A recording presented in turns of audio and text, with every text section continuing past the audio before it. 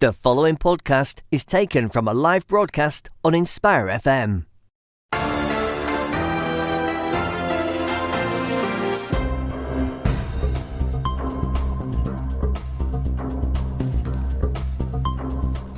Assalamu alaikum wa rahmatullahi wa barakatuhu. Welcome to Inspire FM. This is Friday Night Live.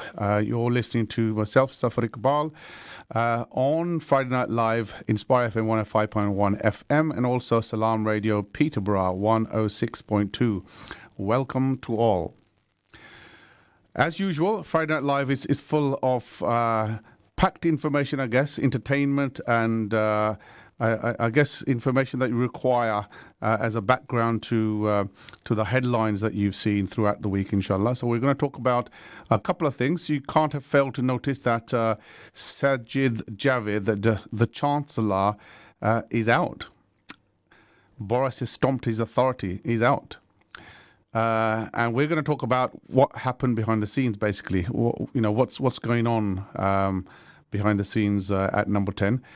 We also want to talk a little bit about an article that appeared in one of the online papers, 5 Pillars, about the politics behind Ertugrul. So perhaps you might have heard on our show talking about Ertugrul, a series, a popular Turkish series, historical drama series, I guess, charting the rise of the founder of the Uthmani Caliphate.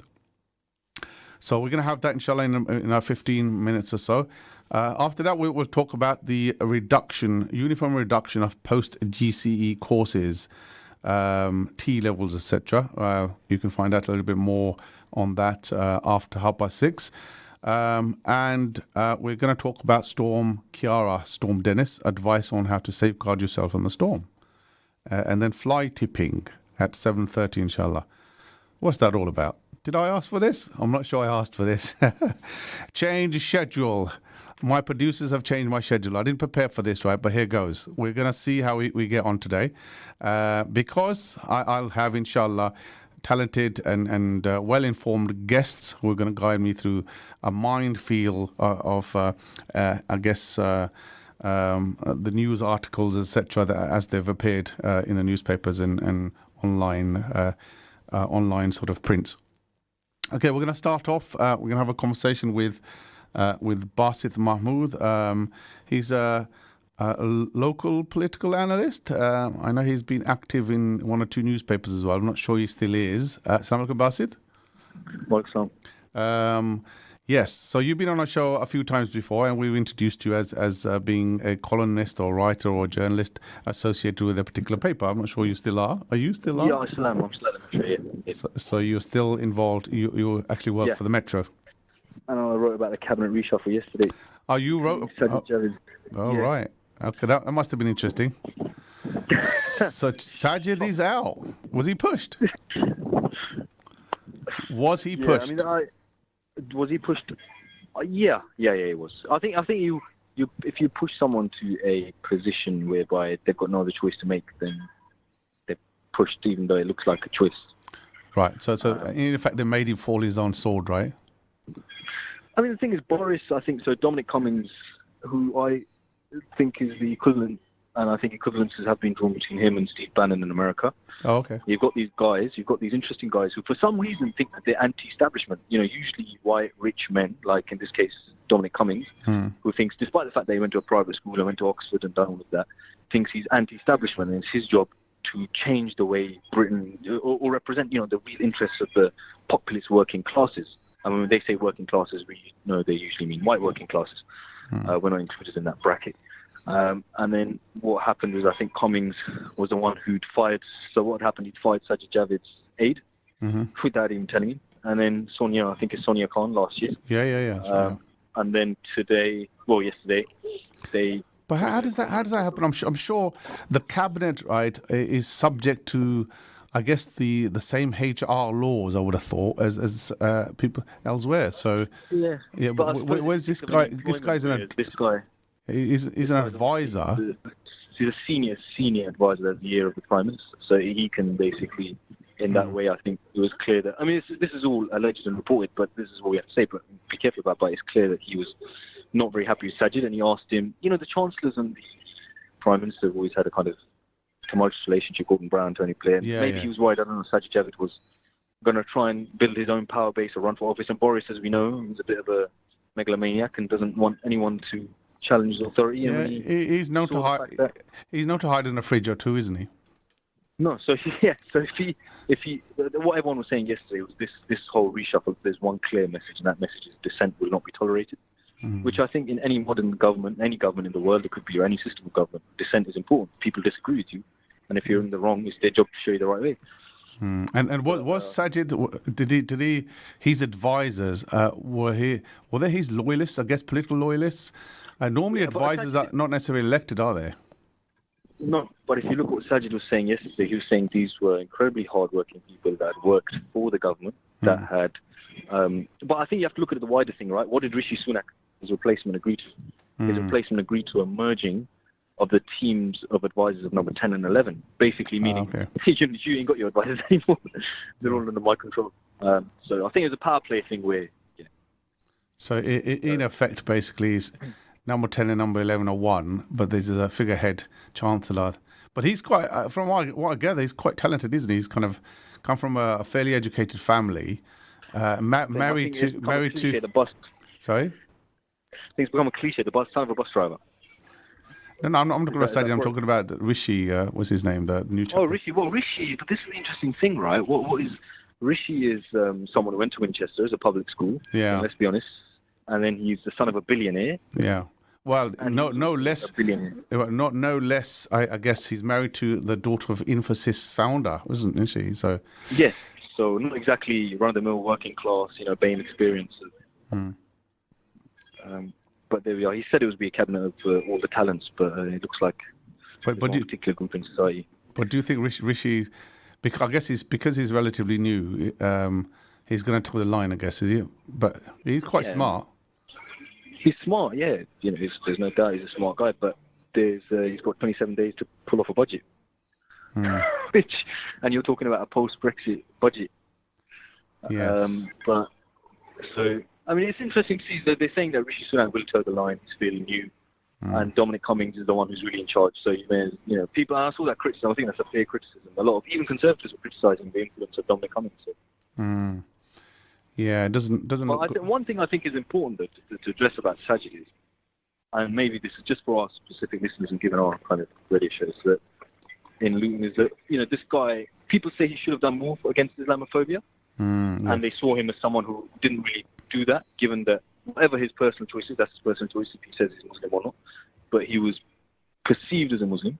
Yeah. We know he got attacked with Islamophobia, and the fact that he's no longer there will undoubtedly empower people who, let's be honest, even when he was running for the leadership election, was saying, Muslim and calling him racist slurs. That now the fact that he's not there. So the interesting thing is, I was thinking straight away after Sajid Javid went, what are they going to say now when it comes to the Tory Islamophobia inquiry? Yes, indeed. We know you can't say I have a Muslim chancellor. I mean, that line was pushed out so many times by Boris. Yes, indeed. I'm not sure he's worried about that, to be honest.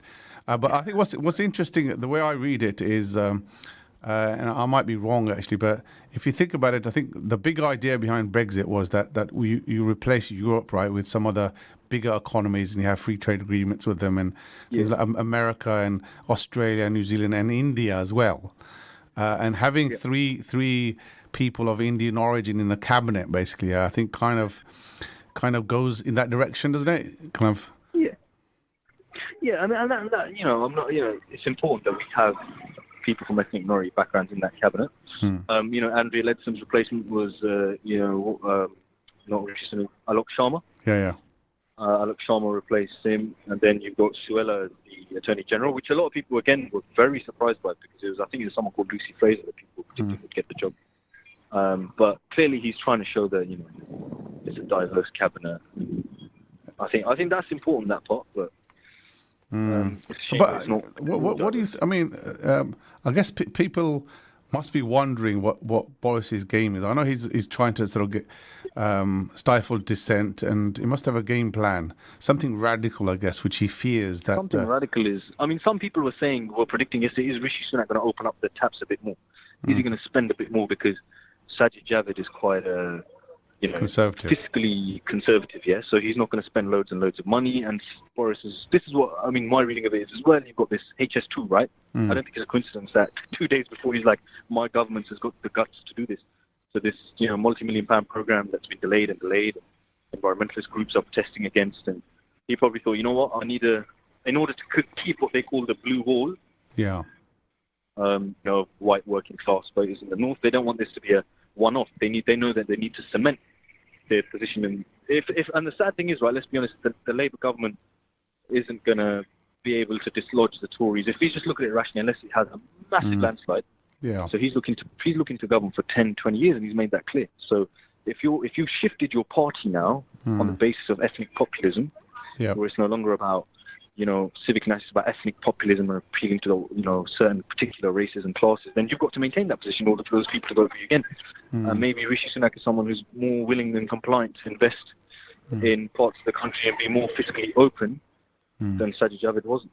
Because Sajid Javid, let's not forget, was a Thatcherite, right? I mean, he described it as one of his famous. Yeah, but to be honest, Sajid Javid didn't stick up for any type of ethnicity at all. So you might as well have been somebody who's, I guess, from the mainstream, population. He didn't show his ethnicity. He never. He just counted as an ethnic. To be honest, he didn't sort of. But the interesting thing is, even though it wasn't his intention, it still came out, right? Remember when he didn't get invited to the state banquet? Indeed. By Donald Trump, and even that's the perception from the other side, really, rather than his own particular position, isn't it? Yeah, but that's what I'm saying. That's the tragedy about it. And the sad ththing is, I think it was Saeed Abbasi that said, Sajid, you can downplay your Muslimness, but for the Conservative Party, your Muslimness, no matter what you say about it, is there. And Muslims are racialized now, whether you like it or not. That's just a fact. It's more than a religion now.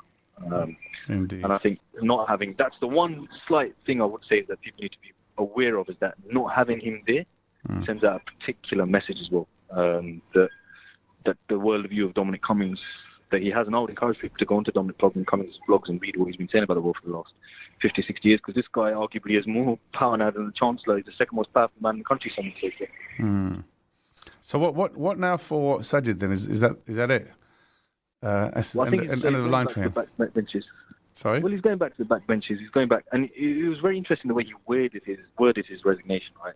If you look at the videos that came out, he said that these are conditions which no Chancellor could accept. So maybe if the conditions change, maybe if Boris makes a mess of Brexit, he'll try and throw his leadership hat back in the ring. But I think the kind of Brexit Boris wants is what most people want. So the hard Brexit. But let's be honest, now what Owen Jones is saying as well, if Brexit goes badly now, they can't blame no one. They can't say we didn't have a majority. They can't blame Labour opposition. They can't blame the Lib Dems or the Greens. They have to own it. Maybe so blame Rishi, maybe. Well, exactly. Well, this is it. If the whole thing just goes pear-shaped, then they've got the fall guy. But Sajid is an interesting political operator. I wouldn't write him off. You don't get to Chancellor of the Exchequer like that in this kind of environment we live in, just off no work. And I think he's a strategist, and he's got allies in the Conservative Party as well who are annoyed at this. So I understand. But what do you think? I mean, to be honest, he's been around for quite a while, right? But there isn't any one thing that you could say that Sajid stood out that he'd achieved, I guess, in his political career. He seems to be in the background all the time, really, isn't he? Yeah, I mean, some people jokingly said, he invented the new 50p coin was his only achievement. Let's not get the only time. This is a slap in the face. He's the only Chancellor not to have delivered a budget. And what is the point of the job? But the thing is, I think he was known for that, whether we like it or not, right? That he was seen by within many non-Muslim circles as the acceptable face of ethnicity. Yeah, I would go. I mean, I wouldn't say ethnicity. I'd say Islam. For some on the right, that he was seen as this very doesn't wear his face and sleeve and doesn't. But the interesting is again, this is what I'm saying. That I'm not saying that I support Sajid, or I don't. What I'm saying is that even during the leadership debate, let's not forget who tried to get them all to agree to Islamophobia inquiry. I think after the banquet, everyone was saying after the state banquet, non-invite, some things changed in Sajid's thinking, and he basically was the one that got frustrated and said to them, look, let's agree to a Tory Islamophobia inquiry. So he certainly put that on the map, didn't he? Indeed, yeah, he did, I guess. That's what we'll be remembered for. It would have been so good if he carried it through, though. Well, who knows? This is what I'm interested now. Now it'd be interesting to see whether he, Saeed Varsi and himself, now that he's no longer in the heart of government, will he be more free to speak his mind? Will he come out? Will he come out? I mean, as in come out more against the, Islamophobia and talk about, these issues now that he's realised that maybe, whether he likes it or not, it was affected him, and it, the way he was perceived. But yeah, I don't think his political career is dead. If that's what you're asking now. I think he's got more to go then, yeah. Yeah. I mean, there's no one. I don't think any journalist or political commentator will say this is the end of Sajid. So you reckon HS2 is what Boris wants, and you think that the Chancellor was getting in the way because he needs HS2 so that he can deliver, I guess, connectivity to London from the deprived north, so to speak. And broader than HS2, I think they didn't trust him, right? I mean, that they were accusing his department of leaks and all of this, and that's why his advisor was fired. And so I think they maybe thought, this guy's not going to play ball. He's building his own power base. So, indeed. All right. Okay, well, Basit, Jazakallah khair for your commentary today. Okay. It's fascinating as usual, inshallah. So we're going to move on to another topic. So we'll chat again some other time. Okay, thank you. Assalamu alaikum. Right, okay, so the next topic of discussion. So we've talked about it here. It's on Netflix and it's on YouTube and all sorts of websites, etc. The Ertugrul series. I must confess I didn't hear or know about Ertugrul until we just heard. I saw the series on Netflix. It's become a hit, not just I guess within UK and Europe, but also worldwide. In Pakistan and Middle East, etc. And that's ruffled a few feathers, according to a report by 5 Pillars.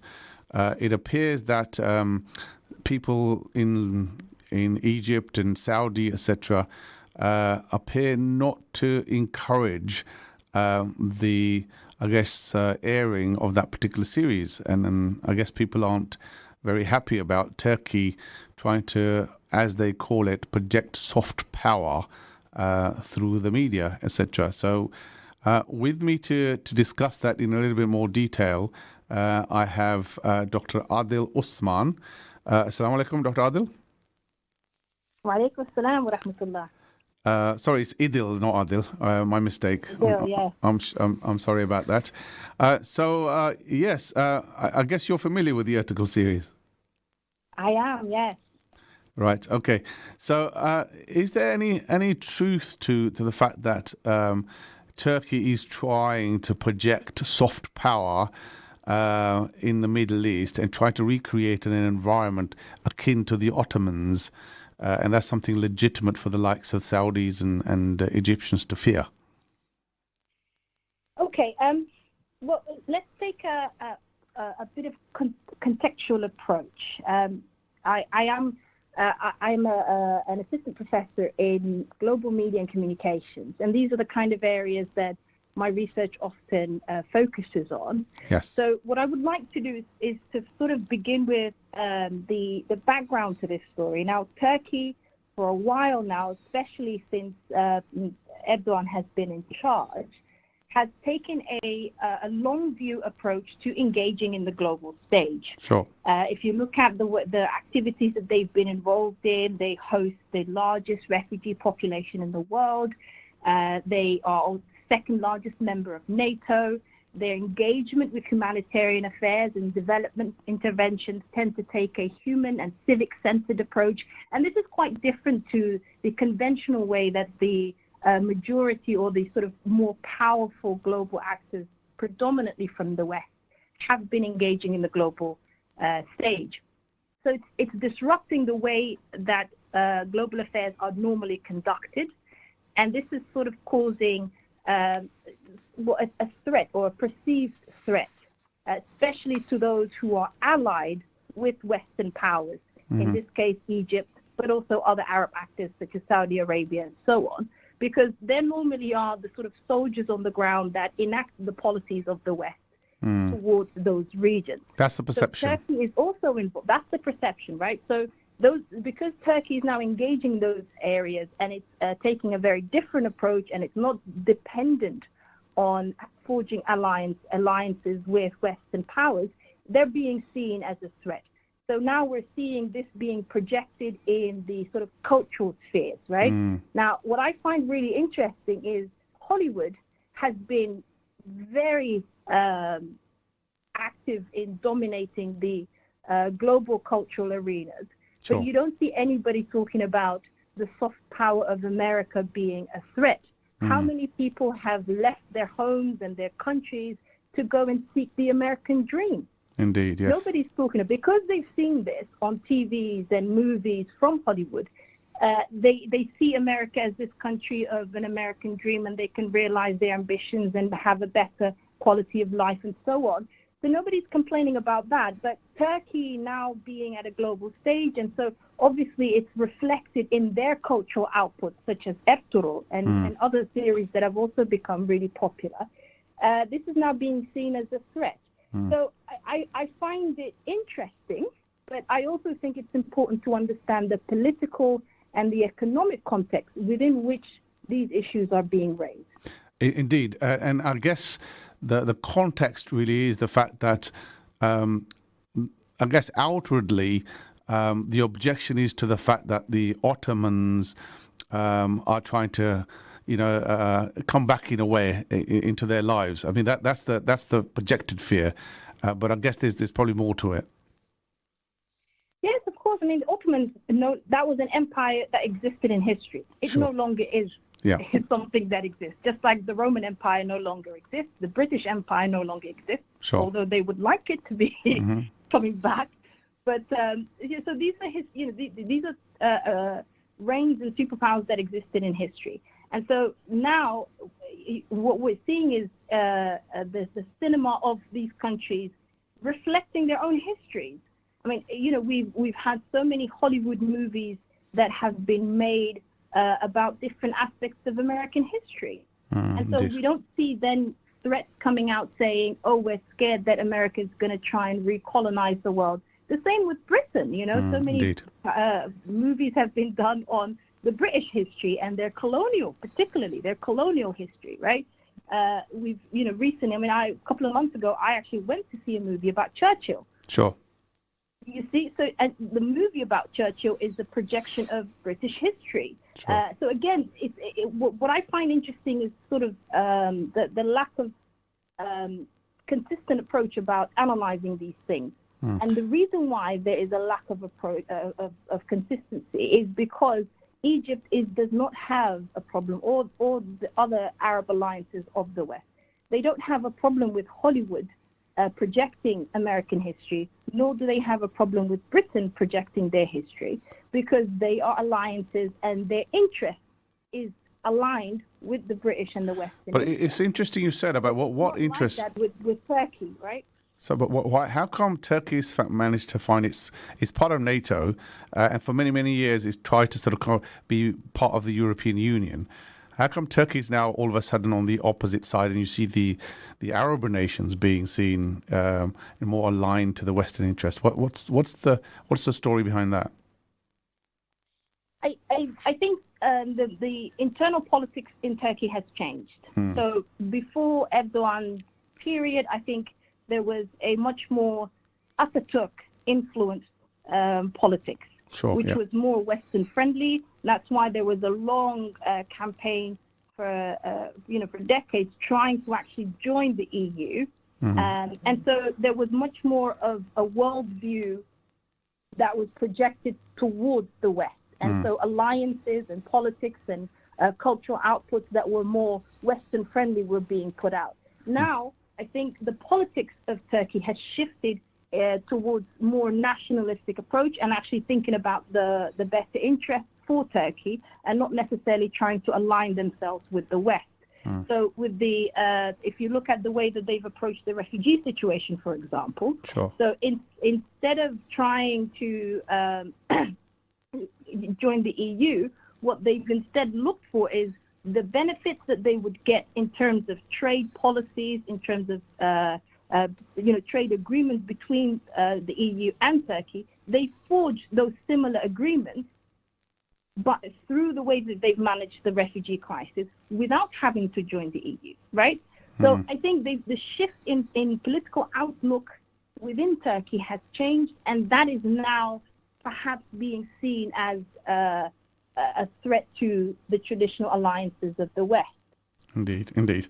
Okay, just finding in about 30 seconds or so, was the shift primarily, I guess, because of rejection of Turkey from approaches to join the European Union? I think so. I think there's been a bit of a dismay because this is it was a long campaign trying to join the EU, and the EU has not been very forthcoming. So I think they took a different approach, and they thought about how else can we realize upon the interest that we have without having to join the EU, and that has made them look in a different way that I think has probably given them the same dividends or similar dividends that they would have gotten if they had joined the EU. So I think they're taking a different approach, and they're looking for ways to establish their interests both internally as well as in the global stage. Jazakallah, Dr. Idil. I've just run out of time now. I'm going for a short break.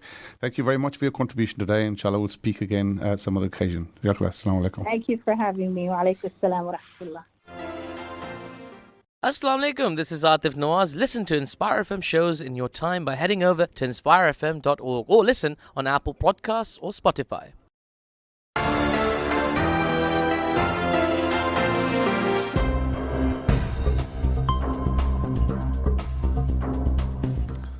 Assalamu alaikum, welcome back to Inspire FM. You're listening to Friday Night Live with me, Zaffar Iqbal. And also, we're broadcasting to Radio Islam in Peterborough on 106.2 FM.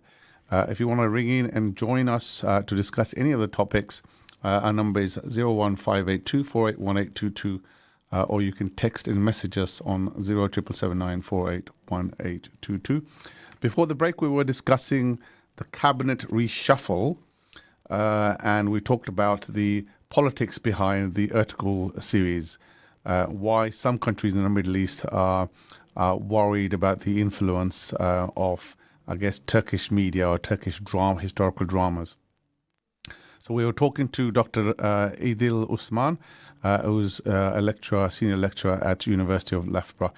We also talked to Basit Khan to analyse the reasons behind the reshuffle and if Sajid was pushed. And I think the general view was he was pushed. He wasn't given a choice. He had to accept the terms or go, and he went. And we talked about the fact that this may be his, I guess his, may not be actually the end of the line for him, and he might come back in a different guise, inshallah. Okay, that was Sajid Javid before the break. We want to move on to a slightly different topic. And this topic is around uniforms. School uniforms, I guess.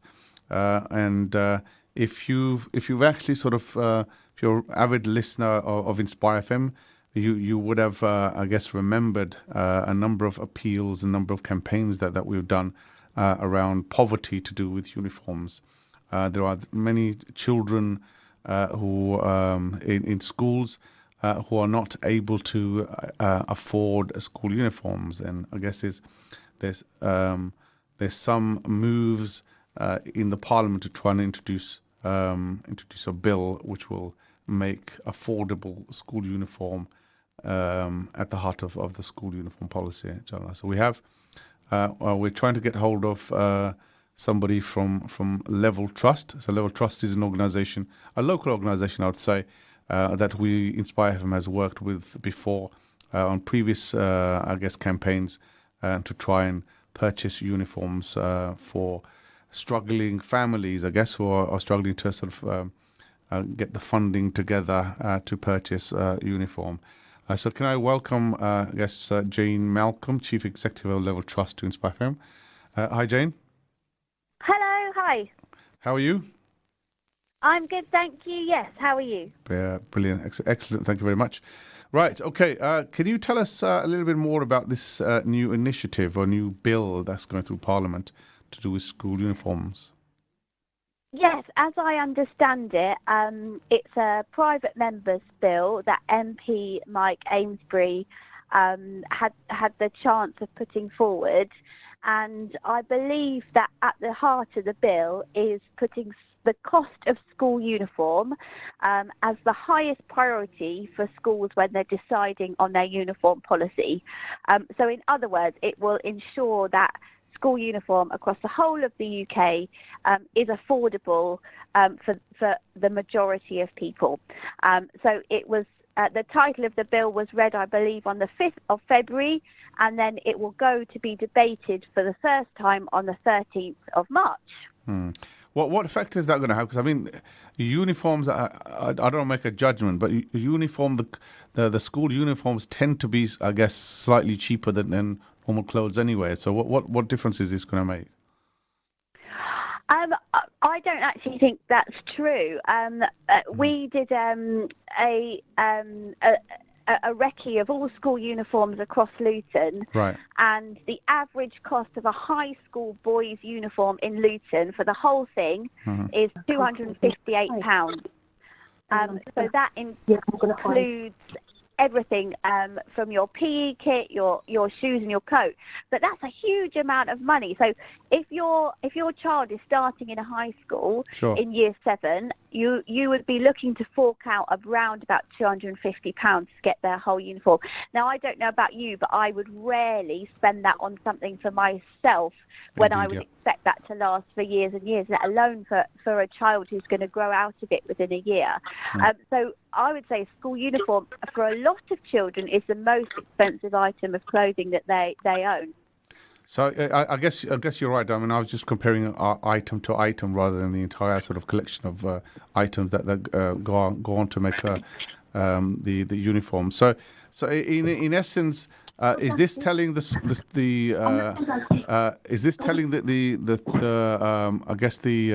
schools to design the uniforms which is affordable, or is it saying that the government will provide subsidies for the uniform? I'm not entirely up on the content of the bill, but my understanding is that it will require schools to just choose a cheaper style of uniform. Sure. There has been a real trend over the last few years, particularly for schools to start choosing school uniform that has logos on every part of the uniform. Yes, so indeed. trousers, Make them distinctive. Yeah, that's right. Yeah. Yeah, over the PE kit. And the problem with that is that every time you add a logo, it hugely increases the price. So whereas you might be able to go and get a cheap pair of shorts and a T-shirt for PE from a supermarket, suddenly the parent has to go to a special school uniform outlet and buy the special branded top and shorts, which will cost at least double the price of if you had to go to the supermarket.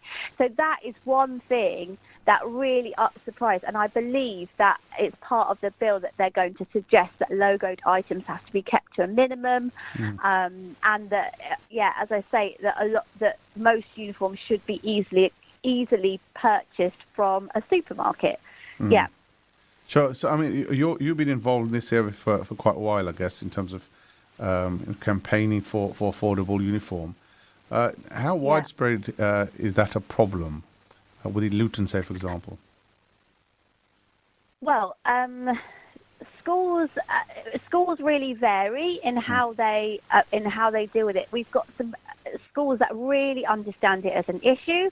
They realise that if they choose a school uniform that is expensive, it will discriminate against their poorer pupils. And we have lots of schools that sell their school uniform from the school reception. You can get it there, or you can get it at Tesco. They have minimum logos, so they might have a logo jumper or a logo blazer, but they have very little else. And those schools are making really good choices about their school uniform. But we do have schools, and a growing number of schools in Luton, who are choosing to go for logos on everything. We've had a few primary schools choose to go for blazers, which we have really tried to say to them, don't do that, because a blazer costs about £30, whereas a jumper, you can get a good quality jumper for £10. So it is an issue in Luton. It's an issue across the whole of the UK. But obviously, we live in Luton. We care about Luton. Sure. So that's why we're making a noise about it here. Indeed. And have you got any examples of perhaps, some cases that particularly touched your heart, I guess, in terms of poverty and guess skimping on uniform or to maybe sort of pay for some other necessities in the home? Yeah, I mean, where do I start? Let me start with Kirsty. I've changed her name, but Kirsty came into the uniform exchange. So high school student, she hadn't done PE for 3 weeks, and we said, why have you not done PE? Said, well, Mum can't afford the PE kit.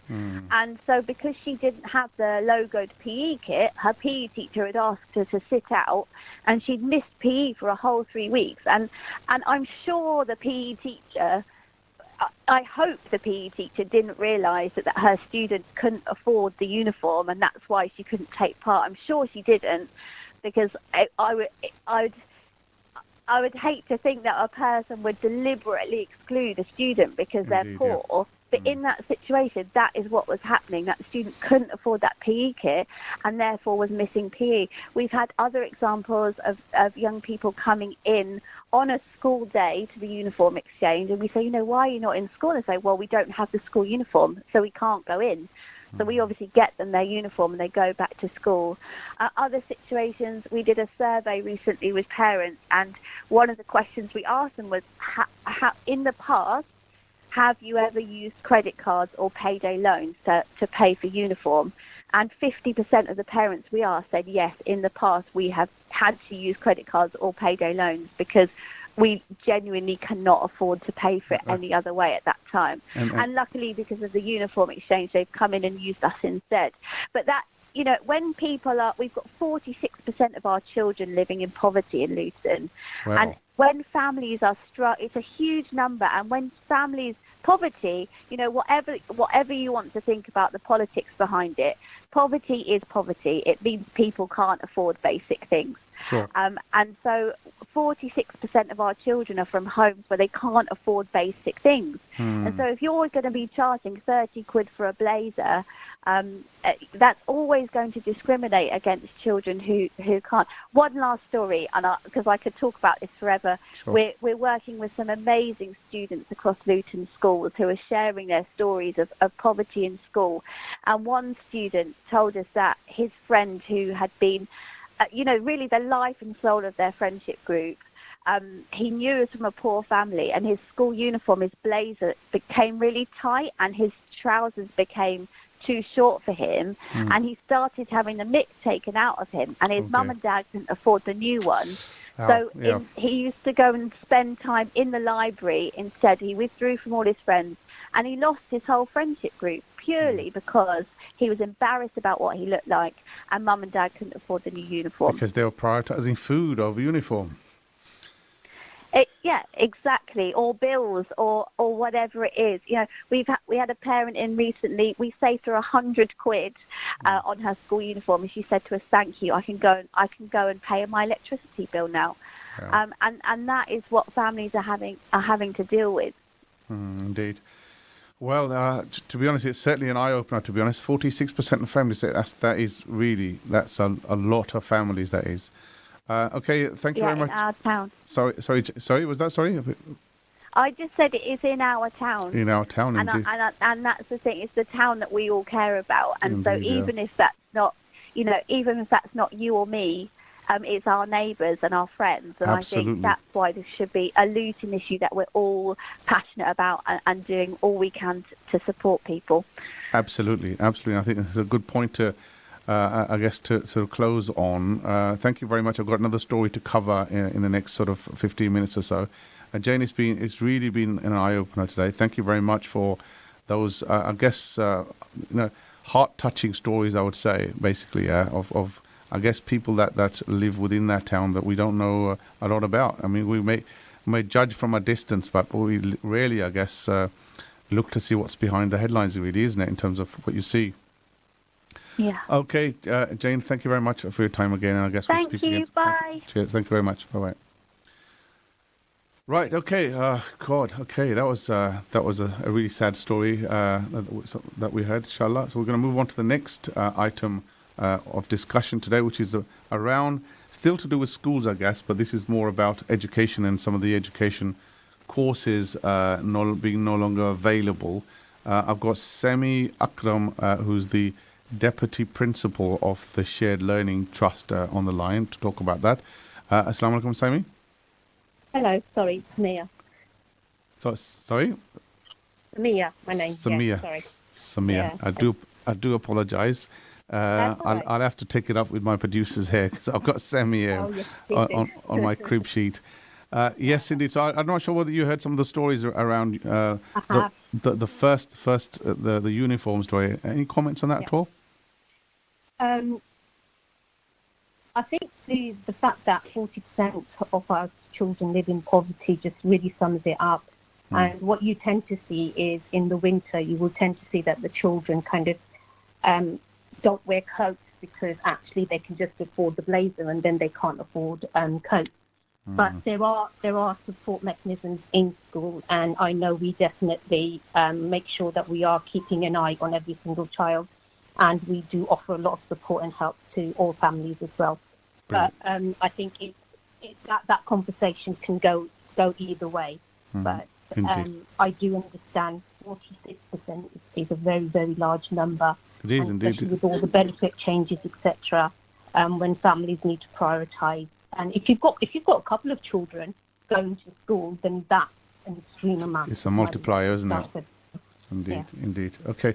All right. So we want to move on to the next item of a discussion today, really, is around the Post GCSE qualifications or T-level qualifications being pulled by government. What's T-level qualifications? So what the government have decided is that they are actually going to plug Post GCSE some of the qualifications for over about 5,000. And what they will be doing is introducing T-levels in September. So what that really means is that children have three options. They either go to do A-level, or they go to do apprenticeship, or they will now do these T-levels. Right. And they are equivalent to a 3 A-levels. So similar to kind of what we've seen or what we've had for the BTEC. But I think it kind of comes in quite nicely with the conversation that we were having earlier about gluten and poverty and, trying to make a difference. So we really should be encouraging our young people to be kind of going into further education. Sure. And especially with all the developments, etc., that we've got going on. So basically what this really means that this will be an option for children. Okay. But, so give me an example of what T levels would be. I mean you had the BTECs before, and you had the City and Guild certificates in lots of different things. Yeah. So and in 2011 BTECs changed. So the BTECs prior to that were 100% coursework. Which meant that children that aren't good at exams, they can still access them. Okay? And in 2011 that changed. So you can already see kind of start a pattern. Remember, the GCSEs have changed, the A-levels have changed as well, so it's 100% exam now.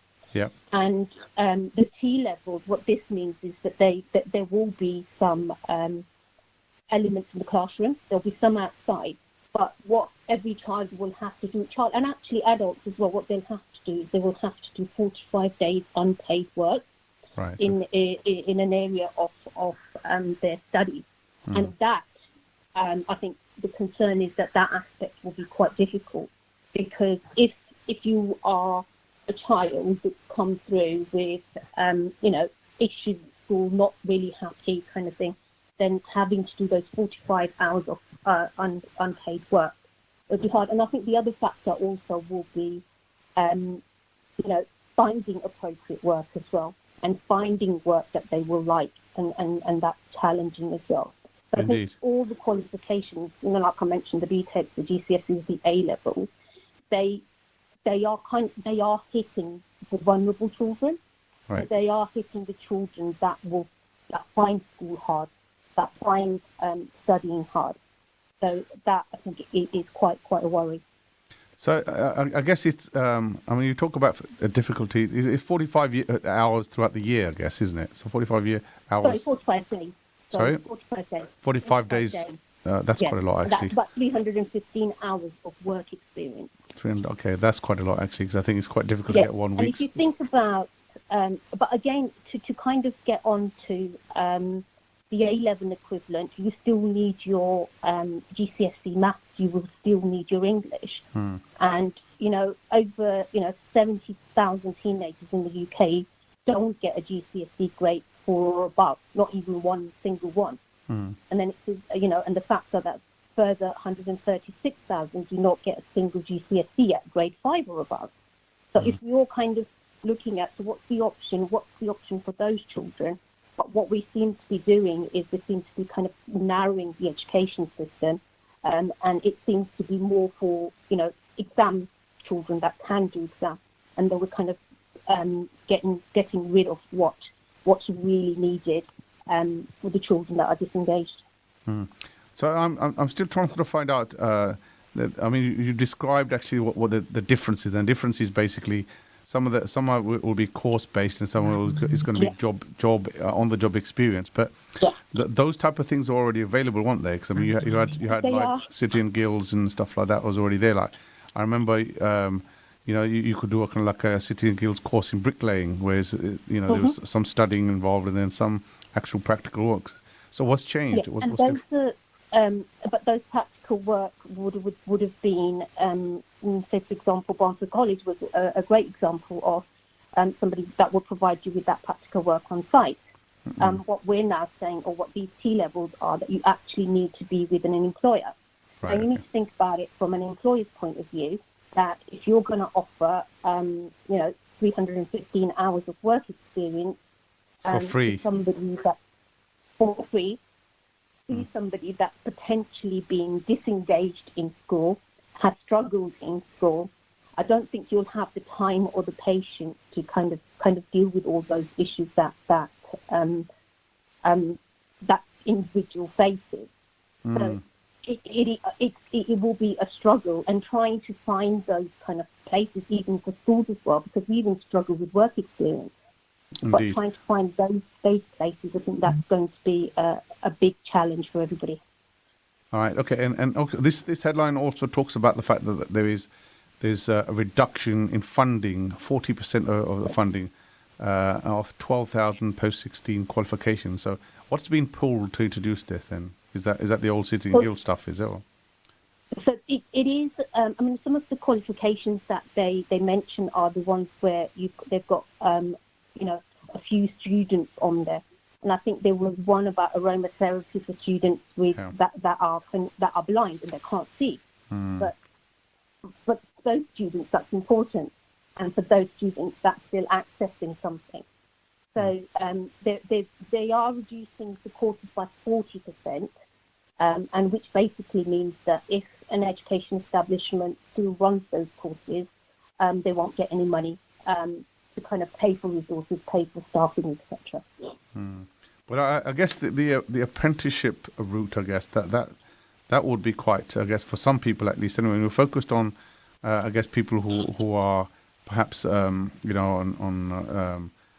guess from some difficult sort of backgrounds. But I guess, for children who are perhaps not from, sort of difficult backgrounds, I guess the apprenticeship route, I guess that's an option now, isn't it? Because I mean, definitely. I mean, the reason that I kind of focused on the children that are disengaged and possible difficult backgrounds is that they're the children that are likely to drop off post-16, and they're the children that will likely to kind of, find it difficult to get into the job market, etc., and then it just ends up being that vicious cycle. So there are options. I mean, you've still got your A-levels, you've still got your apprenticeship, and you've got the T-levels as well. Indeed. So for a child that is able to access the T-levels, it would be brilliant because you'll have the work experience, you'll have the qualification as well, and then you can decide what you want to do, whether you want to go into university or whether you want to go into further education. So in theory, they're fine, but I think the way that the education system has evolved over the last number of years is that it is that kind of vulnerable student. So, it's those 70,000 teenagers that don't get any GCSEs at all, a level 4 or above. So what's going to happen to them? Indeed. And, if they want to do things like bricklaying, or if they want to do things like that, then, we shouldn't be getting rid of the courses. We should actually be supporting those courses. Indeed. So, yeah. So, I guess in terms of the ethos, the education sort of system ethos, the last Labour government, I guess I'm talking about last 20 years or so, 30 years or so, there was a real push to get people into universities. And I guess when the Conservatives came in, especially in the Gove, I think his views changed a little bit. He wanted to, he wanted more plumbers, basically, right, qualified in the UK. Which direction is this government now pushing? Is it creating? It is still creating another tier for a qualified workforce rather than sort of educated sort of elites, not elites, I would say, but educated sort of populace, I guess. I would say elite, because I kind of feel, because even, as a parent, I've got two different girls. One is very academic and one is very practical. So, the education system is more kind of geared up for my older daughter than it is for my middle child.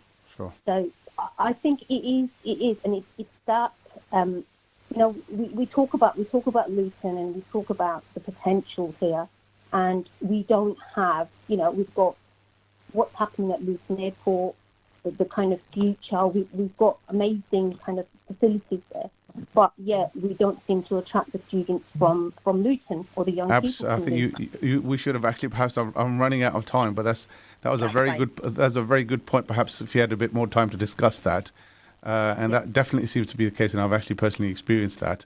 Samia, I'm going to have to go because I've got a break coming up. So thank you very much for your contribution today. It's been enlightening to myself, at least, anyway, and I'm sure our listeners would have enjoyed it as well. Okay, assalamu alaikum. Bye. Okay, right. Right, listeners, we're going to take a short break, and we'll be back after these short messages. And when we come back, we're going to talk about Storm Ciara. You may have noticed it in the last few days or so. Inshallah, we'll talk about it after the break. You're listening to an Inspire FM podcast, making available our popular programs from our daily broadcast on Inspire FM.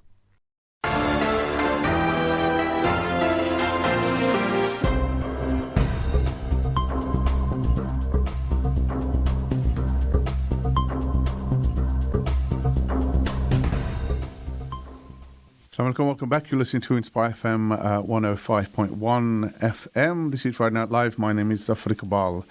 And you're also listening on Salam Radio, Peterborough 106.2 FM. Before the break, we were talking about a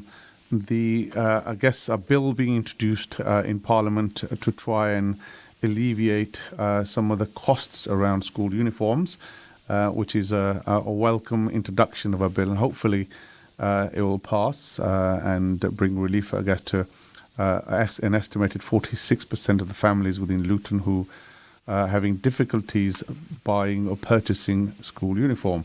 And we also talked about introduction of these T levels, which aim to provide, some industry skills to children post the age of 16, along with education. We had Samia Akram, who's a deputy principal of the Shared Learning Trust, with us to talk about that.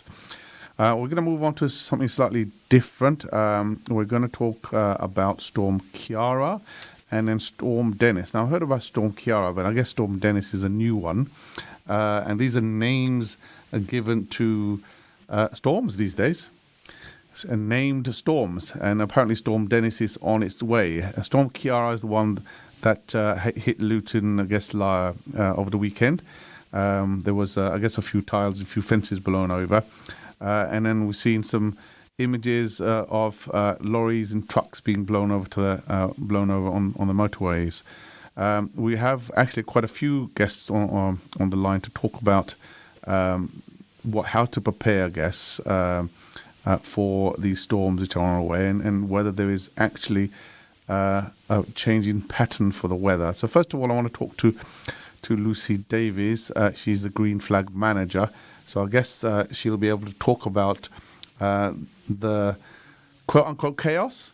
Can we call it chaos? I'm not sure we can call it chaos, but there was certainly disruption to the roads. Hi, Lucy, can you hear me?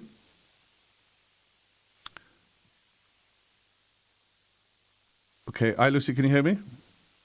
Hello, yes, I can. Can you hear me? Yes, I can hear you. Welcome to Inspire FM.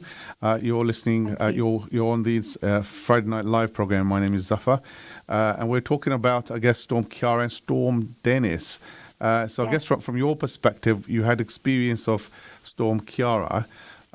Just to describe to us the sorts of disruption that caused, and compare that to perhaps what we may expect from Storm Dennis.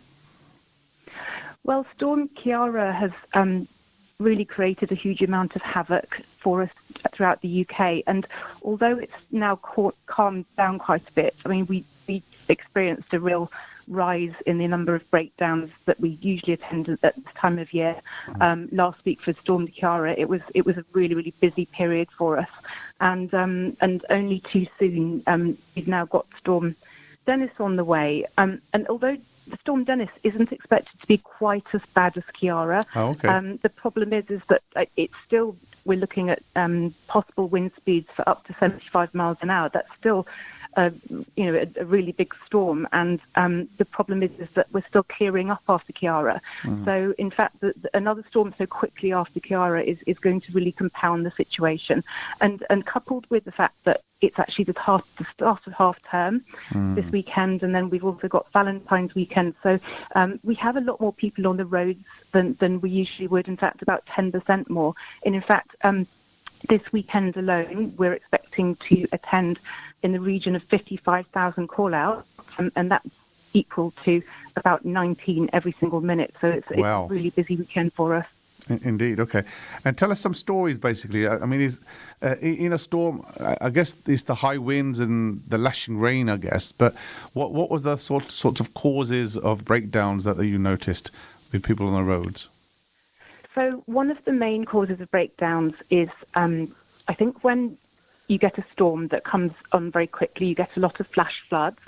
And one thing that people do when they see a flood appeared in front of them, they're very tempted. It's very tempting to drive as fast as you can. You're absolutely right.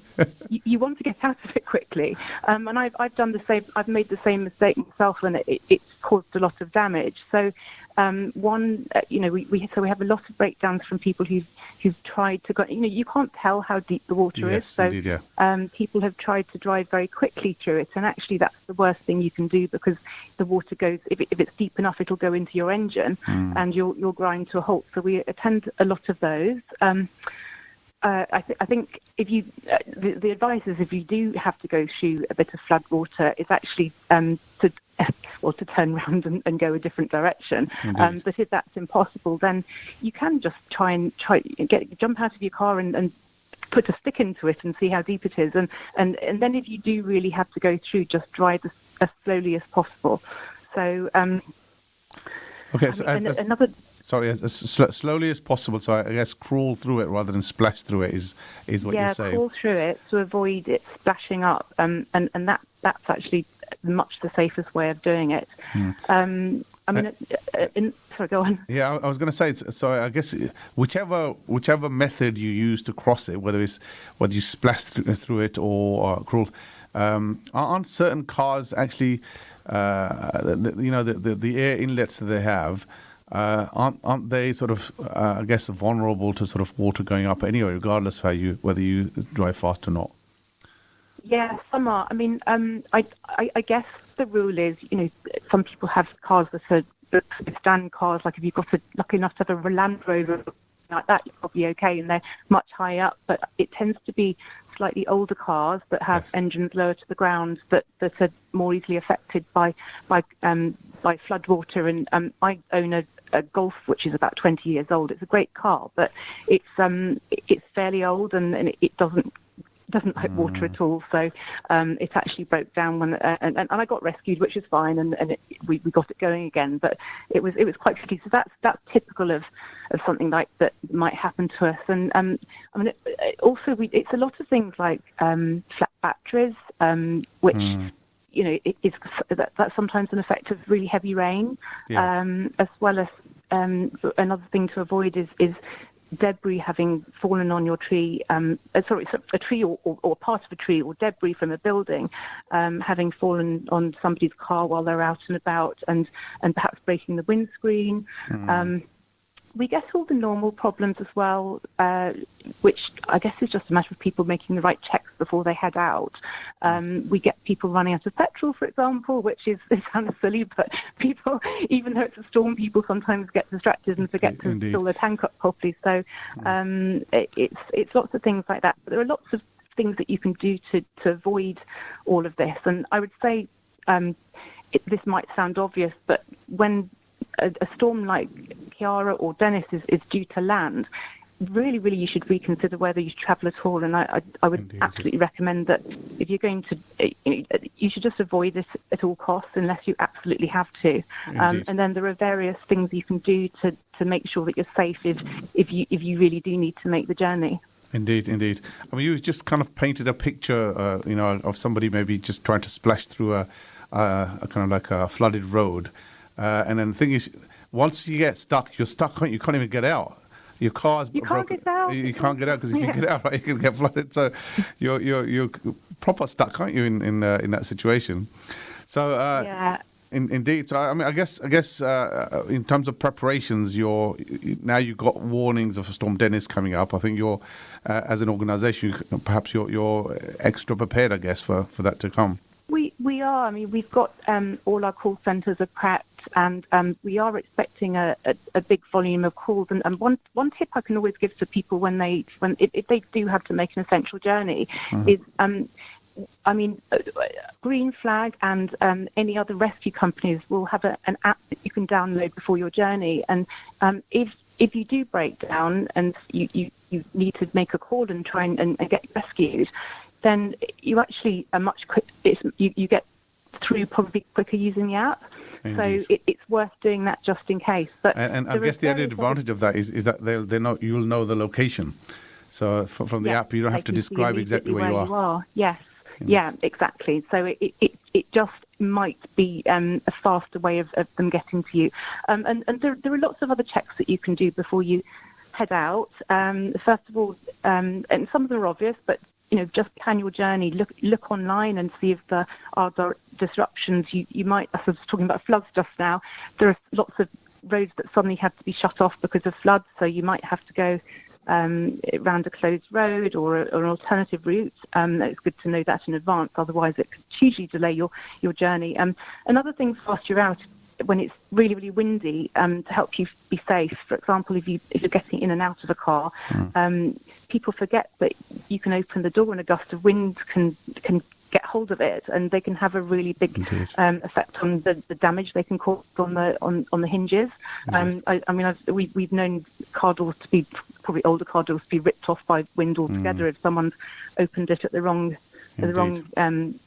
time. And also when you're driving, to really grip hold of the wheel very, very firmly, because the car can be sort of pushed from side to side by gusts of wind, which also is very dangerous. And again, when you're driving, leave loads of room between yourself and the next car, even more than normal. Drive as slowly and carefully as possible, particularly around high-sided vehicles, and if you see motorbikes and poor cyclists out on the road, they can get really buffeted around, and just be really, really careful around them. Brilliant. Okay, Lucy, thank you very much. I've got another guest lined up. I need to talk about the actual sort of science behind the storms, etc. Really appreciate your advice. Really appreciate your advice. Thank you very much, Lucy. Thank you indeed. No problem. Thank you. Good evening. Thank you. Bye. Bye-bye. Right. Okay. So do apologise. I think we've got Marco Pagdagnai, senior meteorologist online, has been waiting for quite some time. Do apologise for that, Marco. Welcome. No problem. Welcome to Inspire FM.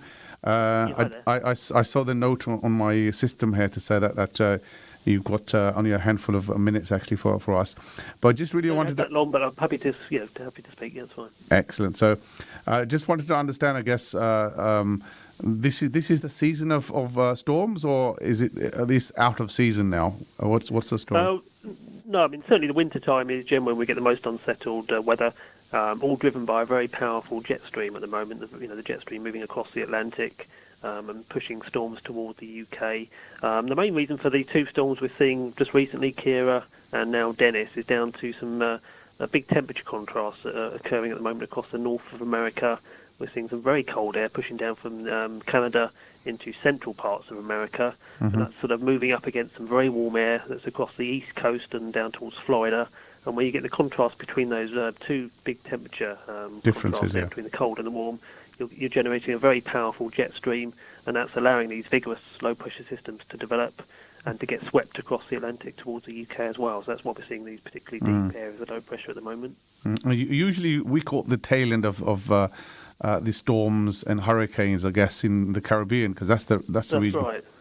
Often that's right. Yeah, towards the end of the summer, often they can lead to a breakdown. If we often have some nice weather for a time in the summer, and then sort of through August into September, as you say, we often start to get the tail end of these hurricanes getting caught up in the jet stream and turning our weather more unsettled, sort of heralding the start of autumn quite often. So I guess that the big question really is this normal weather pattern, or are we seeing? There's lots, I guess, written about sort of the climate change, etc. Yeah. Are we seeing these things are becoming more prevalent, or are these kind of like normal things? Yeah, we're certainly recording more extreme weather events. Putting any one particular weather event down to climate change, pinpointing it as climate change being the cause of any one particular event is a very difficult thing to do. But certainly the trend, for more extreme weather events is certainly starting to occur. In the last few years we've seen much more in the way of flooding at times through the year. Some bigger windstorms, some obviously bigger sort of heat waves developing now during the summertime as well. So certainly that ties in. With the theory of global warming and climate change, that these more extreme weather events will occur, and they certainly do seem to be getting more extreme at the moment. Indeed, and I think that's down to sort of the warming of the planet. I think that's what the science is telling us. Well, that's right. I mean, certainly in terms of rainfall, warmer worlds. The air gets warmer, it can hold more moisture, and sort of it takes more moisture up from the oceans, and then obviously it has to drop it somewhere, so it can warmer air can hold more moisture, and then obviously it rains out to give more in the way of rain in some areas too.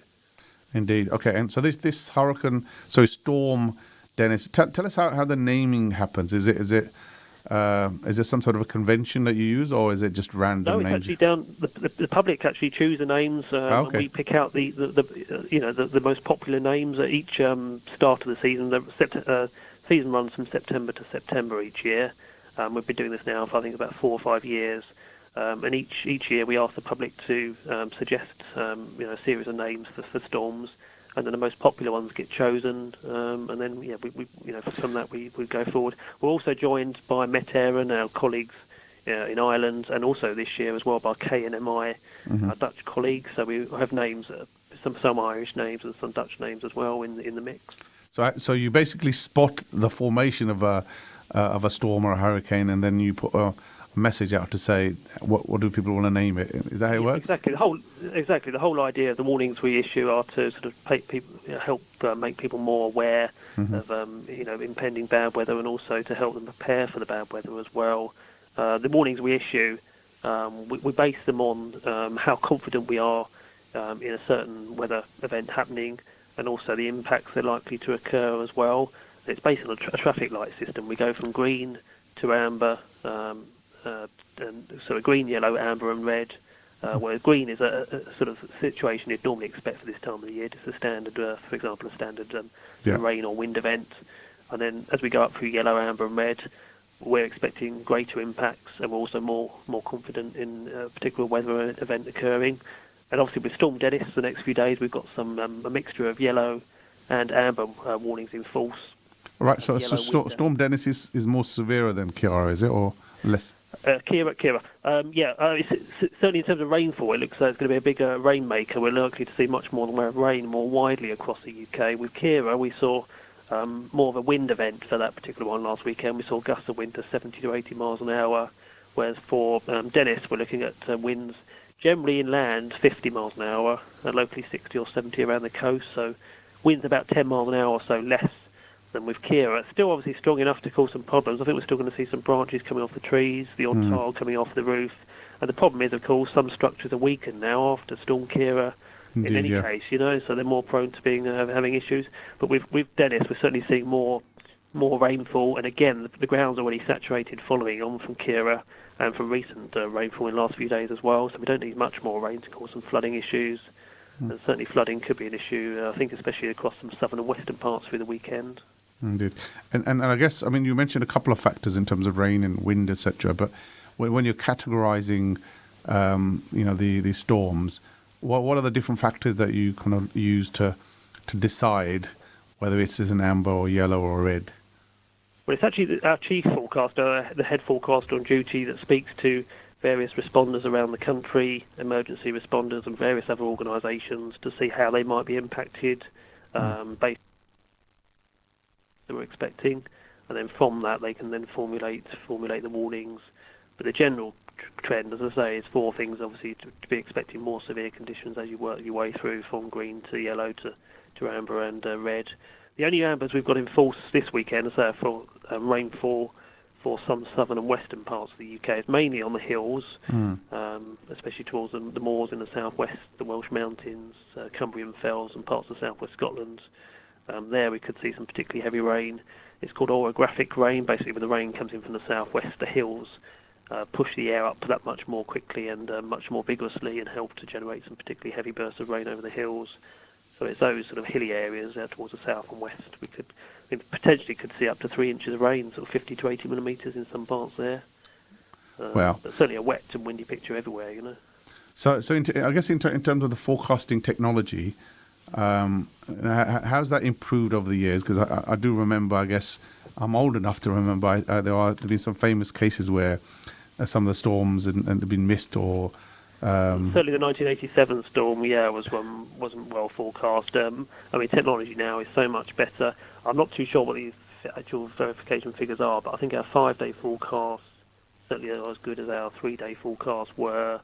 I'm not sure if it's 10 years ago the accuracy is much improved. We do have verification done as well to see how our forecasts go. And certainly, the forecasts are generally improving markedly, especially in the short term.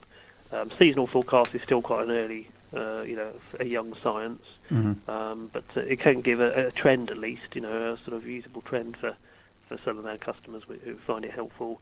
For example, retailers can sort of gauge as to if it's going to be a sort of drier or wetter season than expected, whether to buy in certain products and what might sell well, that kind of thing. So it gives a good steer. But obviously, let's say it's a short-term forecast. Certainly, they're much improved now than they were just a few years ago. And the information is more widely available, isn't it? Because I guess in my time, right. we used to be sort of just dependent on radio and exactly. But and now we do a lot on social media now. Twitter is a big. I've just been doing some tweets just recently. We do a lot on Twitter, on YouTube, Facebook. All the different social media feeds. Certainly, becoming a bigger thing now. And obviously that means we can get information out much more quickly. If a rainfall event's occurring, we can alert people. Pretty much as and when. So in terms of, I guess, meteorology is a science. I guess it's a very critical science to running of many of the businesses, etc. But for us, I guess the consumers, the information we get is free. So I guess the question is, are you a government bodies or are you kind of like privately funded? Or? No, that's where we are government funded. A lot of information is freely available now. People can still get sort of more detailed forecasts. We offer sort of things like talk to forecaster services and that, whether people can actually speak to a forecaster and get more detailed information for a particular event that's occurring, or based on sort of local knowledge. We can we get sort of the basic model output, but the sort of grid spacing of the model is always, is never going to be small enough to be able to give sort of, accuracy of weather to within a, sort of a few centimetres or meters. No, indeed, provide much more local knowledge. Yeah. So for example, if I was to organise an event, say in the end of May or something like that, and I wanted to sort of figure out it's going to be an outdoor event, would you be able to sort of advise on what kind of weather I should expect, and how early can you provide that information? Yeah. Once you go beyond sort of 2 or 3 weeks, you're going more into climatology, sort of, the kind of weather you generally expect based on previous weather patterns over years and years, Generally out to 2 weeks ahead, for example, we can give a general sort of weather forecast, format model outputs, and say add local knowledge and add our sort of experience onto that to give a better forecast. But longer term from that is sort of more going on to the kind of weather patterns you'd expect at certain times of the year. So it's more based on climatology rather than weather forecasting as such. Brilliant, Marco. Marco, thank you very much for your contribution today. I really enjoyed it. It's been really informative. And I guess last minute advice, to people who should expect something from Storm Dennis, I guess. Yeah, we'll certainly stay safe this weekend. Although spring tides are now being away, we still, could see some problems on the coast. I mean, the main thing I think is to stay tuned to the forecast. Allow extra time for your journey if you have to take a journey. I heard your previous interview mentioning, unless you have to travel, perhaps don't, especially in trying to avoid sort of coastal hilly areas with the windiest and sort of wettest weather if you can. But certainly allow extra time and keep tuned to the forecast in the short term, because there could be some disruption and a few issues out and about, I think. Brilliant. Thank you very much, Marco. Thank you indeed. Speak soon. Bye-bye. Right. Okay, listeners, we've got another interview which was recorded a bit earlier by our producers. It's Ben Sheridan from AA Patrol. He's going to give us a few more tips, I guess, on top of what Lucy's provided for our travellers, I guess. We've got a potential storm this weekend. What advice would you give to motorists? Obviously, my advice would be if you don't have to venture out, don't venture out. Stay indoors and stay safe. But if you do, obviously, with the increased wind and rain, you've got to increase your stopping distances. You've got to watch out for debris being blown on the carriageway, and just plan your route, really. Yeah, and if people were to drive, let's say it was a necessary trip they needed to make, are there any specific things that you'd advise them to take as a precaution? Yeah, obviously, you can use the AA road planner and stuff like that to plan your route. So that's what I do first to check the road closures. But other than obviously the weather conditions, you've got to drive to them. So with the excessive rain and wind, you've got to watch for spray off other vehicles. You've got to watch for vehicles being blown into your path, and obviously a lot of debris can get blown on, especially tree branches and debris from people's gardens. That's a potential hazard as well. And would underinflated or overinflated tyres affect the driving in the windy conditions? Yeah, definitely. Obviously, the tyres are one of the key parts of your vehicle, because that's what gives you traction to the road. So you have to use the correct tyres, which is obviously you can find information in your handbooks, but you set the pressure to how many passengers you carry or stuff like that. So yeah, obviously that's a critical part of your vehicle. So you have to make sure the pressures are correct, your treads are correct, and there's no damage or to the actual tyres themselves. And let's say someone wants to have a breakdown. Would your response times, not just yourselves, but other breakdown companies as well, would they be a lot longer than they usually are? Obviously, it's hard to say. It depends on demand. Obviously, if there's a lot less people driving and the people are staying in, then that should reduce. We should get there a lot quicker because there's a lot less demand. But it depends on your area you are and where you're broken down, really. Lovely. Ben, thanks a lot. Right, okay, that was a message from Ben Sheridan from AA Patrol. We've run out of time for this section. We're going to be back after a short break, inshallah. Stay tuned, and we're going to be talking about fly tipping. Fly tipping, people. We're going to be talking about fly tipping after the break, inshallah. Stay tuned. Assalamu alaikum, this is Atif Nawaz, and you're listening to an Inspire FM podcast.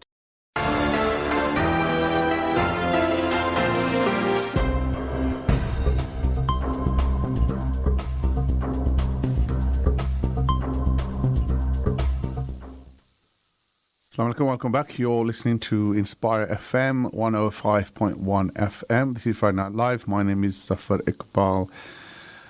And also broadcasting on Salam Radio Peterborough at 106.2 and internationally via our website www.inspirefm.org. If you're listening from any of those places, inshallah, and want to take part in our discussion, our number is 01582481822, 07779481822 for any text messages. Before the break, we were talking about the weather patterns and storms, I guess. Storm Ciara and Storm Dennis. We talked to Marco Patagnai. He's a senior meteorologist. He talked about the formation of these storms and the changes in actually weather patterns, etc., potentially due to the global warming. And we also had some advice from the AA and also from Lucy Davis, Green Flag Manager. Some sound advice from them to how to sort of stay safe, I guess, in these storm weathers. We're going to talk about another local issue, I guess. It probably is a national issue as well. But locally, I think it is definitely is an issue. We're going to talk about fly tipping. Fly tipping, that's right. And we've got Sarah Hall, who's a service director from Luton Borough Council. I'm going to say hi to Sarah. Hi, Sarah. Good evening. Sarah, fly tipping. I guess, is it a problem? Is there a major problem in Luton? Well, I'm sure you will have seen the news yesterday that was a report showing what a problem fly tipping is across the country and how in some areas large-scale fly tipping has increased by, in some places, more than 50% over the last couple of years. Mm-hmm. That's not the experience we have had in Luton. Mm-hmm. Fly tipping has increased over the years, probably about 20% increase since 2015. But we are fortunately not seeing that prevalence of the really large-scale fly tipping. Mm-hmm. The majority of our fly tipping is classified as small-scale. But mattresses and stuff? Well, there is a protocol for determining the size of a fly tip so that local authorities can compare the same based on the same data. So we look at descriptions such as car boot load, small van load, or single item, and probably about 80 or 85% of our fly tipping would fall in that category. Mm-hmm. As I said, a number of authorities are finding that the tipper lorry load or the really large-scale industrial fly tipping is much more of a problem. Mm-hmm. Unfortunately, that's not the case in Luton. Mm-hmm. I have to say, however, that doesn't mean that we don't realise how disruptive and unpleasant it is for our communities and residents to find any fly tipping on their streets, how infuriating that is, that anyone thinks it's appropriate to dump waste where we all try and live and enjoy our lives in our town. Indeed. And I guess, give us some examples, I guess, of people that have been, I guess, caught dumping stuff locally and what's been done about it, to be honest. So in Luton, we do take this issue very seriously. As a result of that, we have invested in a new team. Mm-hmm. So I hope that the listeners will have seen our neighbourhood enforcement officers in and around the town. They are our uniformed officers who we can deploy to hotspots where we have issues of antisocial behaviour or environmental crime happening. They have served hundreds of notices in relation to inappropriate disposal of waste. Mm-hmm. So we get complaints about people who tip waste in their front gardens and think that's appropriate, and people who live around them have to put up with that. So we're literally hundreds of notices and fixed penalty fines as well if they fail to comply with the guidance that we give them. Mm. We've also prosecuted fly tippers, but as you can imagine, fly tippers generally do that when there aren't many people around. So we do have CCTV cameras that we can deploy in hotspot areas, and we do ask local residents if they capture any footage at all on their dash cam or on their home CCTV system, please share that with us, because you might have seen that we have a wall of shame on Luton Borough Council's website where we want to put pictures up of people that we've caught fly tipping. Mm-hmm. We always publicise our prosecutions, so we had a £10,000 court fine recently for someone who was using their own back garden as a dump, Oh dear. and with no consideration for the people who lived around, the impact it had on them, the impact it has on our children walking to school, past such things. Indeed. And I think the worst fly tip that I've seen, but the most inexplicable fly tip I've seen this year was in a residential area where it was quite clear that a tipper lorry had driven along and tipped its load down the centre of the road outside a school. That's so blatant, isn't it? So blatant. You have to think what is going through people's minds when they do that. What's to stop them from doing stuff like that? What's the penalties? I guess are they punitive enough, or could they be tightened? There are a number of different legal processes that we can follow. I think that the maximum fine is around about £20,000, and I believe that there is also the possibility for imprisonment. We need to look at why there is a market for waste disposal like this. So recently the legislation has changed that means that if you or I want to dispose of if we have building work done, for example, and the builder takes away the waste, we have a responsibility to ensure that they are licensed to take away that waste. And you can quite easily check that on the Environment Agency website. Okay. Because if your waste turns up fly tip somewhere and it's traced back to you, you are liable as well as the person that tipped it. So that's how legislation is trying to take away the market for illegal waste carriers. Is that legislation? Or people who make money from tipping. Is that legislation in force, or is it on the statute but is coming? It is. No, it is. So you can be, it's the householder duty of care, and you can be issued with a £400 fixed penalty notice. And, it does sound harsh, but we do pursue people in Luton if we find their waste has been tipped by someone. To be honest, I would say £400 is not enough. I mean, if you've got somebody building an extension, they can easily pay more than £400 to get rid of the stuff. So £400 doesn't sound a lot to me, to be honest. But if we decided to pursue through the courts, then we can claim for the costs of clear up as well.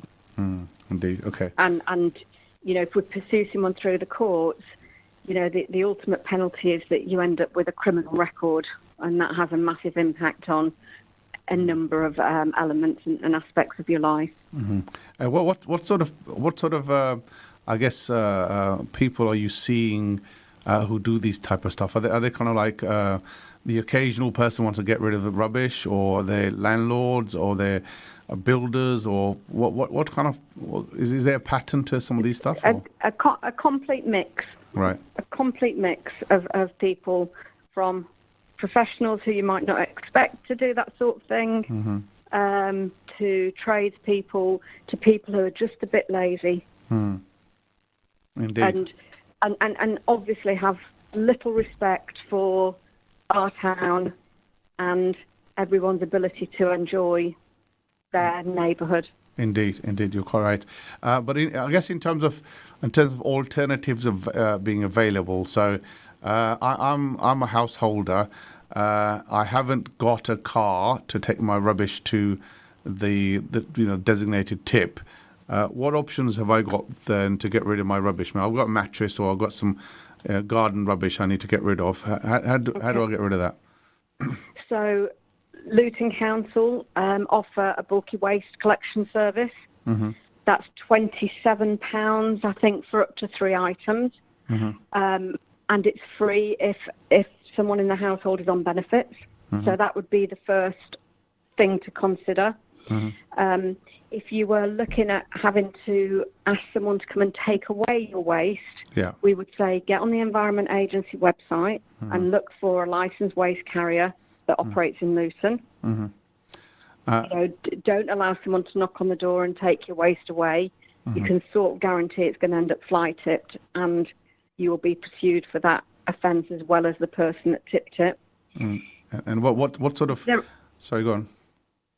And there are other options as well, aren't there? So I'm just about to have some new furniture delivered, and I put my old furniture on free cycle, and it's getting collected tomorrow by someone who can make use of it. We are all about waste less, recycle more, and reuse what you can. And there are a number of websites that you can put your products on, your things that you need to get rid of on, and it's amazing the sort of things that people will want to take. So if you were having your bathroom renovated and you wanted to put your old bathroom furniture on that website, there's a fair chance that someone would want to come and take it. Brilliant. That sounds like a brilliant And that, for everyone, has got to be what we're striving to do: waste less, recycle, and reuse. Indeed, I think that sounds like a brilliant idea. So I guess I'm coming to near the end of this session, of the last session of the program, I guess. So any sort of any last messages you want to convey, I guess, to our listeners? Fly tipping is a major problem, and I think reading some of the comments about Luton on national papers when surveys were done. A few of them actually sort of quoted the fact that there are loads of mattresses lying around in various parts of Luton. And I've seen them personally, and they are disgusting, to be honest. And I don't know what kind of people would find it suitable or happy to sort of chuck their mattresses on the streets. But I guess, any thoughts? No.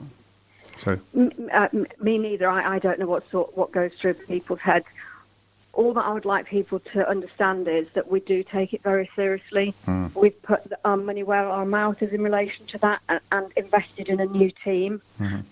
We are very active in terms of patrolling hotspot areas. We use CCTV when we can.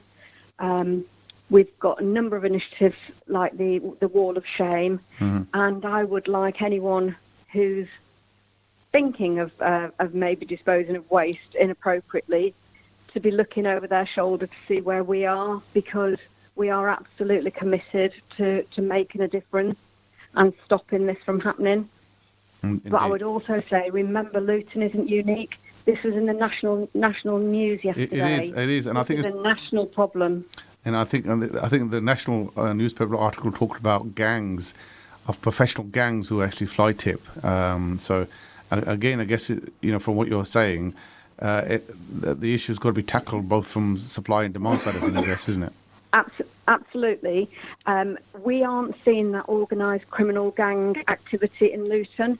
A lot of the reports were around that sort of activity happening in places where there wasn't so much natural surveillance. So on agricultural land, for example, obviously Luton is different in that respect.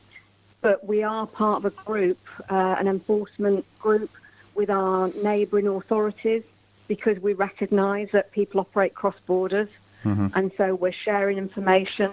We work with a number of other enforcement agencies where we do targeted vehicle stops to find people with waste if they've not got an appropriate licence, and we do have the power to seize their vehicle in some circumstances. So, we are absolutely committed to doing everything that we can, because we really do recognise the impact this has on people's communities. Indeed. And what about education? I guess education can also be a tool in terms of educating people about, I guess, the impact on others. I mean, it's quite normal for people to say, well, I have a problem, right, and I'm going to deal with it by doing X, Y, and Z. But, is there kind of like a scope to perhaps more of a campaign on rubbish and fly tipping and general attitude towards sort of...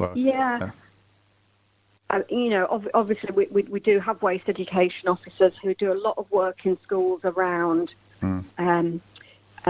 waste disposal, waste less, recycle more, because we recognise that the next generation are really bought into that message, actually, and often it takes them to take that home to their parents to make the change. We do run social media campaigns, and we will continue to do so. Our Wall of Shame was launched with quite a lot of publicity. I'm actually intrigued. I want to see this Wall of Shame. Is it available on the internet, or is it just in the offices? No. It's on Luton's website. It's the Wall of Shame. I need to look it up. want to make sure, see if I can recognise anybody but, out there. We can only use footage that we have been able to capture through CCTV, which is why I would say to anyone that has any sort of CCTV capability, dash cam or at home, if you catch anything, if you catch someone throwing rubbish out of their car as you're driving behind them, please send us the footage because we want to pursue those people. Okay, so are these identifiable pictures? You can actually see the people, is it? Or are you just saying, are you demonstrating the act rather than the people who committed the act? Yeah, so at the moment, I think on the wall of shame, we've got the fly tips rather than the people. But if you look at some of the local authorities that have got more CCTV footage, you can see what we are striving to do. But we really need people to share that footage with us. And if we're not capturing it on our CCTV system, I'm quite sure that there are instances where that other people are capturing. Brilliant. Okay, Sarah, I think we're running out of my segment, I guess, time on this segment. So it's been fantastic talking to yourself. Thank you very much, and I guess we'll speak on other occasions when the need arises. Yeah, Thank you very much. Thanks for inviting me. Maybe next time we'll talk about something more positive that we're doing. I think this is positive as well, in terms of what the council is doing about it, and I think it's positive in a sense that we're not. That Luton is not as bad as perhaps people make it out to be. Yeah, it's a shame that people don't respect the town in the way that we would want them to. Brilliant. And we've got such a lot of positive things to talk about. So I look forward to coming again. Indeed. Thank you very much. Thank you, Sarah. Thank you. Thanks. Bye. Right, listeners, we were talking about fly tipping, if you hadn't noticed. I guess we're going to move on to a slightly more, I won't say positive, but slightly more engaging topic, I would say. More community-orientated topic, more kind of like generous-hearted topic, inshallah. So we have our resident, presenter of a popular morning show, Tariq, with us, our studio manager, and he's going to talk about an event that's happening next week, inshallah. So what are we talking about, Tariq? Assalamu alaikum. Next week, inshallah, which was due to be this week, if we hadn't, of course, had Dennis the Menace coming over the weekend, which has unfortunately put a bit of a dampener in the plans where we were planning to hopefully this Sunday we were supposed to be coming to St. George's Square with the repeat of the event we did in December on Sunday the 29th of December. Inspire FM team came down to of course St. George's Square, and we did an event called Be a Good Neighbour. This time round we will hopefully be coming next Sunday, so it won't be this Sunday for those of you who may be listening and may have planned to come down this Sunday. It will be next Sunday, inshallah, the 23rd of February. The time will be from 12 until 4, and the whole purpose of this whole campaign that we've been doing on the radio, as well as of course on physically at St. George's Square, is to remind ourselves about the importance of looking after one another and being good neighbours. And I know you personally have had a bit of a problem with the name of Be a Good Neighbour, because you've said, of course, it automatically assumes that we're not. And I know many people out there, alhamdulillah, must be great neighbours. Indeed. But it's of course trying to remind all of us for those who are not so good neighbours, may not know their neighbours. The fly tippers, which talked about. Indeed. It's to remind those of the duties, the neighbourly duties that we have towards each other.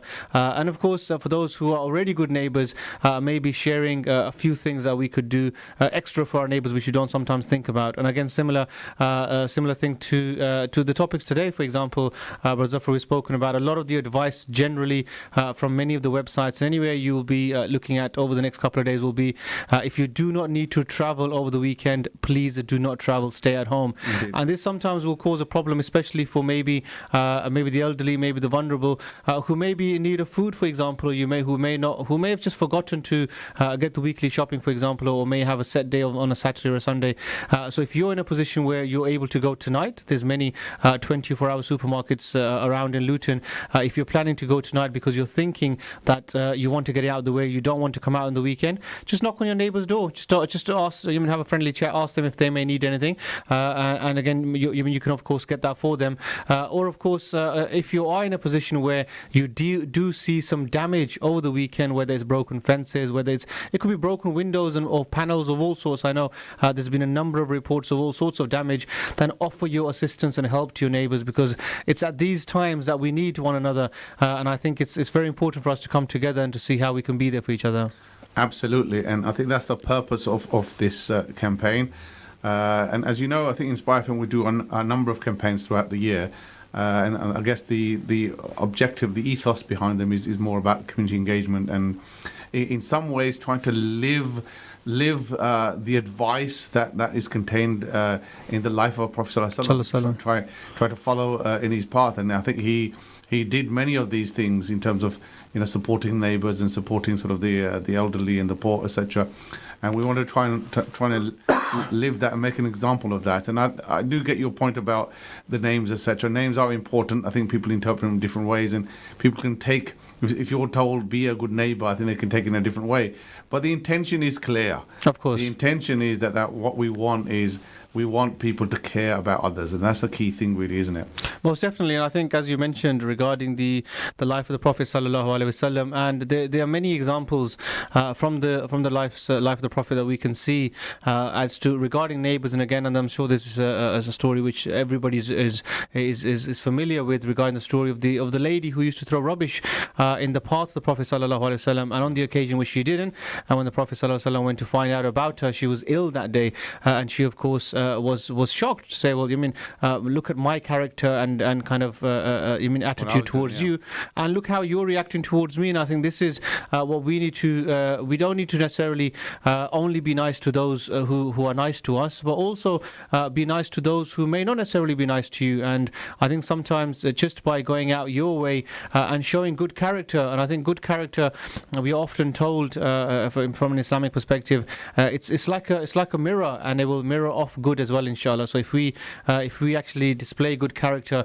and often we talk about the life of the Prophet ﷺ, and we often, again here on the Rise and Shine show, we often talk about Ciara of the Prophet ﷺ, and inshallah in a couple of weeks time we've got a new schedule which will be taking place, and again we can announce that hopefully in the next week, inshallah, or so, and we will be of course playing a lot of content and material about the life of the Prophet ﷺ, but it's pointless getting to know about the Prophet ﷺ if it is purely just for knowledge purposes, and it has no emphasis on you, and especially neighbours. As you mentioned, the Prophet ﷺ has said where at one point Prophet ﷺ feared that Angel Jibreel kind of emphasized so much about the rights of the neighbours that the Prophet ﷺ said that I actually thought at one point that neighbours may even have a right to your inheritance. That's how much of a right the neighbours have over us. And some of us unfortunately mistreat our neighbours, and the whole purpose of this campaign is to remind ourselves about the importance of being nice to each other. And as you said, it's a positive community outreach project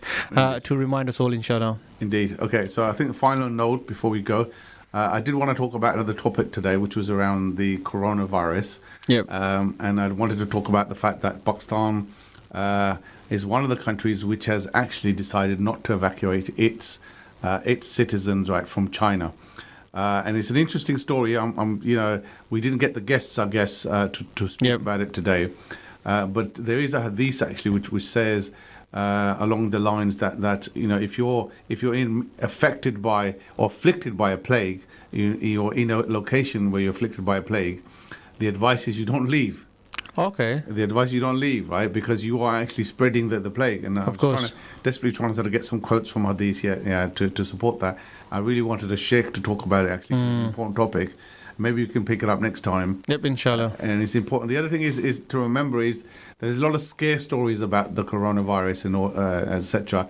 The bottom line is if your number's up, your number's up. Whether it's a normal cold or trip or coronavirus or whatever, panicking about it, I think, just creates more hysteria.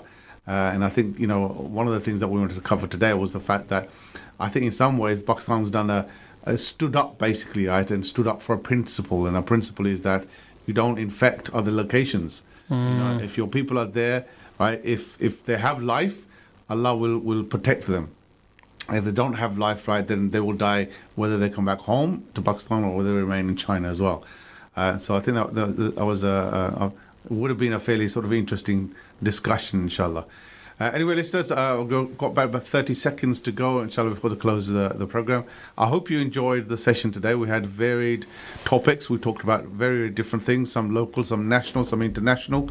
If you've enjoyed it, then come back again next week, inshallah, or listen again tomorrow afternoon. If not, then you can send us an email and tell us how we can improve, inshallah. Until next time, assalamu alaikum wa rahmatullahi wa barakatuh. Speak to you again, inshallah, next week. Assalamu alaikum. Thank you for listening to our podcast. Why not tune in to our live stream at inspirefm.org and follow and subscribe to our social media platforms at Inspire FM Luton.